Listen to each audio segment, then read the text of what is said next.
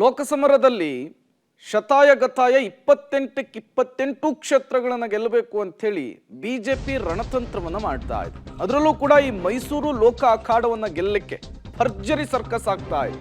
DK ಶಿವಕುಮಾರ್ಗೆ ಕೇಂದ್ರ ಸಚಿವ ಅಮಿತ್ ಶಾ ಅವರು ಇದೇ ನಿಟ್ಟಿನಲ್ಲಿಯೇ ಟಕ್ಕರ್ ಅನ್ನ ಕೊಟ್ಟಿದ್ದಾರೆ.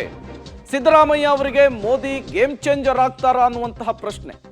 ಮೈಸೂರು ಸೇರಿ ತ್ರಿವಳಿ ಟಾರ್ಗೆಟ್ ಮಾಡಿದೆಯಾ ಬಿಜೆಪಿ?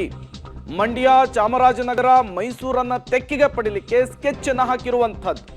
ಈ ಮೂಲಕ ಹಳೆ ಮೈಸೂರು ಭಾಗದಲ್ಲಿ ಬಿಜೆಪಿ ತನ್ನ ಹಿಡಿತವನ್ನ, ಪ್ರಾಬಲ್ಯವನ್ನ ಮತ್ತಷ್ಟು ವೃದ್ಧಿಸಿಕೊಳ್ಳುವ, ಹೆಚ್ಚಿಸಿಕೊಳ್ಳುವಂತಹ ಒಂದು ಸ್ಟ್ರಾಟಜಿಯನ್ನ ಅಪ್ಲೈ ಮಾಡಿದಂತೆ ಕಾಣಿಸ್ತಾ ಇದೆ.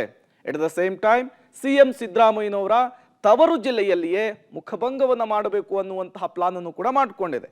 ಹಾಗಾದ್ರೆ ಮೈಸೂರೇ ಟಾರ್ಗೆಟ್ ಯಾಕೆ ನೋಡ್ತಾ ಹೋಗೋಣ. ಸಿದ್ದು ಅವರನ್ನ ಕಟ್ಟಿ ಹಾಕಲಿಕ್ಕೆ ಮೈಸೂರಿನಲ್ಲಿಯೇ ಮೋದಿ ಹವಾಗೆ ತಂತ್ರವನ್ನು ರೂಪಿಸಿಕೊಳ್ಳಲಾಗಿದೆ.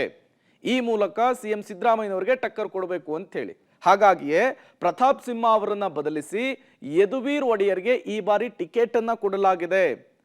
ಇದು ಯಾಕಾಗಿ ಟಿಕೆಟ್ ಅನ್ನ ಬದಲಾಯಿಸಲಾಯಿತು, ಸಿಟ್ಟಿಂಗ್ MP ಅವರಿಗೆ ಟಿಕೆಟ್ ಮಿಸ್ ಆಯಿತು ಅನ್ನುವಂತಹ ಕಾರಣಕ್ಕೆ ಸಿಗ್ತಾ ಇರುವಂತಹ ಮಾಹಿತಿ. ಜೊತೆಗೆ ಹೊಸ ಪ್ರಯೋಗದ ಮೂಲಕ ಅಗ್ನಿ ಪರೀಕ್ಷೆಗೆ ಬಿಜೆಪಿ ಇಲ್ಲಿ ಇಳಿದಿರುವಂತಹದ್ದು. ಈ ಮೂಲಕ ಸಿಎಂ ಸಿದ್ದರಾಮಯ್ಯನವರಿಗೆ ಟಕ್ಕರ್ ಕೊಡಬೇಕು ಅವರ ಜಿಲ್ಲೆಯಲ್ಲಿಯೇ ಅನ್ನೋದು ಬಿಜೆಪಿಯ ವರಿಷ್ಠರ ಪ್ಲಾನ್ ಆದ ರೀತಿಯಲ್ಲಿ ಕಾಣಿಸ್ತಾ ಇದೆ. ಇನ್ನು ಮೈತ್ರಿಯ ಗೇಮ್ ಪ್ಲಾನ್ ಕೂಡ ಹೈಕಮಾಂಡ್ನ ತಂತ್ರಗಾರಿಕೆಯ ಭಾಗ ಆಗಿರುವಂಥದ್ದನ್ನ ನಾವು ಗಮನಿಸಬೇಕಾಗುತ್ತೆ. ಮೈಸೂರು, ಮಂಡ್ಯದಲ್ಲಿ ಮೋದಿ ಹವಾ ಎಬ್ಬಿಸಲಿಕ್ಕೆ ಆ ಮೂಲಕವೇ ಮೈತ್ರಿಕೂಟದ NDA ಮೈತ್ರಿಕೂಟದ ಅಭ್ಯರ್ಥಿಗಳನ್ನು ಗೆಲ್ಲಿಸಿಕೊಂಡು ಬರುವುದಕ್ಕೆ ಒಂದು ಮಹಾ ರಣತಂತ್ರವನ್ನು ಹೆಣೆಯಲಾಗಿದೆ. ಮೈಸೂರಿನಿಂದ ಯದುವೀರ್ ಅವರಿಗೆ ಈ ಬಾರಿ ಟಿಕೆಟ್ ಸಿಕ್ಕಿದೆ. ಮಂಡ್ಯದಿಂದ HD ಕುಮಾರಸ್ವಾಮಿ ಅವರು ಮೈತ್ರಿ ಅಭ್ಯರ್ಥಿಯಾಗಿ ಕಣಕ್ಕಿಳಿದಿದ್ದಾರೆ.